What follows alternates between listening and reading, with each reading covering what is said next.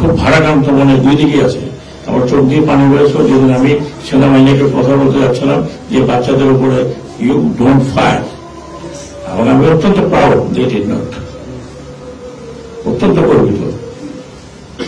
আমি বলেছি সেনাবাহিনী প্রধানকে যে আই এম ভেরি প্রাউড যে তোমার এত ঘনিষ্ঠতা থাকা সত্ত্বেও ইউ ডিডন্ট ডু ইট।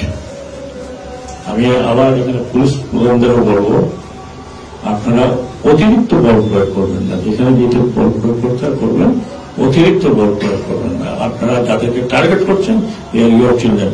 আমার মনে আছে, আমি লাস্ট কথাটা বলে শেষ করবো, এই ইউনিফর্ম পরা একজন ছেলে তার ছেলেকে যখন বুকে গুলি মেরে মারা হলো, একজন কনস্টেবল, আমি জানি না কি র্যাঙ্ক, উনি ফোন করে বললেন, স্যার একটা ছেলেকে মারতে কয়টা বুলেট লাগে। Thank you very much.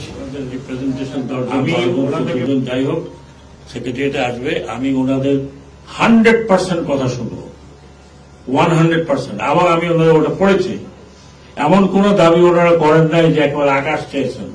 It can be done, it can be done. And যতদিন আমি আছি, হয়তো ওনারা বলতে 7 দিনের মধ্যে, অনেক জিনিস 7 দিনের মধ্যে হবে না, তার কারণ হচ্ছে টাকা পয়সার ব্যাপার আছে।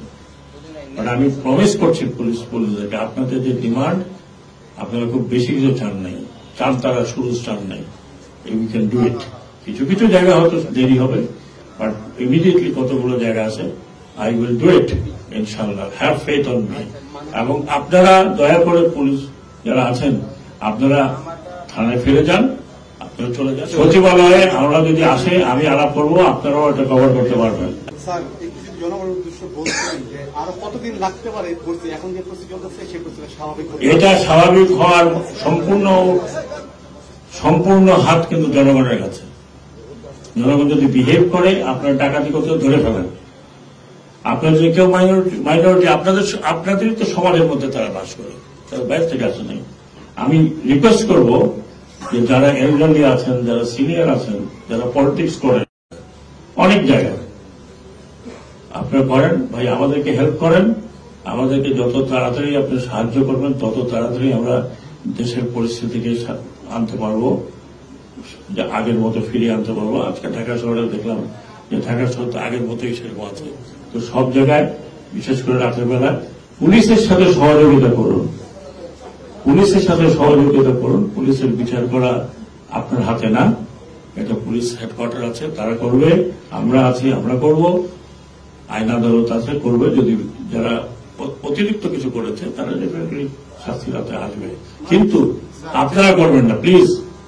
আমি অনুরোধ করছি, হাত জোর করে অনুরোধ করছি, আপনারা করবেন না।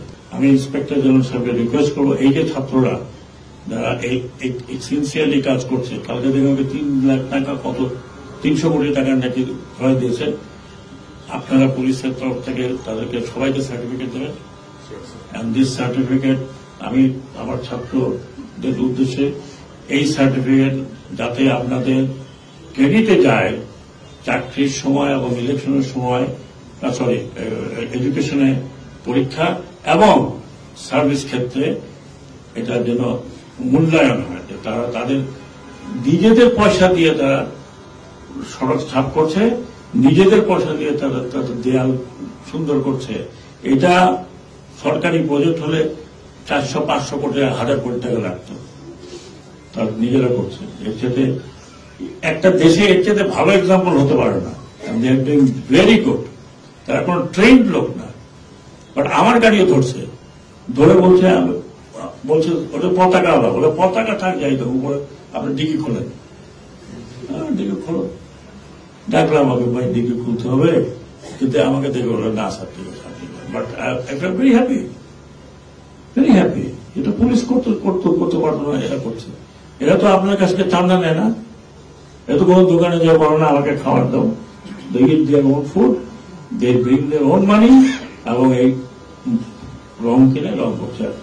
আমি মনে করি সরকারকেও যেমন অ্যাপ্রিসিয়েট করা উচিত, এবং আমি আইজিপি সাহেবকে বলছি উনিও এটা অ্যাপ্রিসিয়েট করবেন, এবং ওনাদের তরফ থেকে প্রত্যেককে এই কাজে যারা আছে তাদের লিস্টটা তৈরি করেন, করে তাদেরকে একটা সার্টিফিকেট দেবেন, they will be very happy.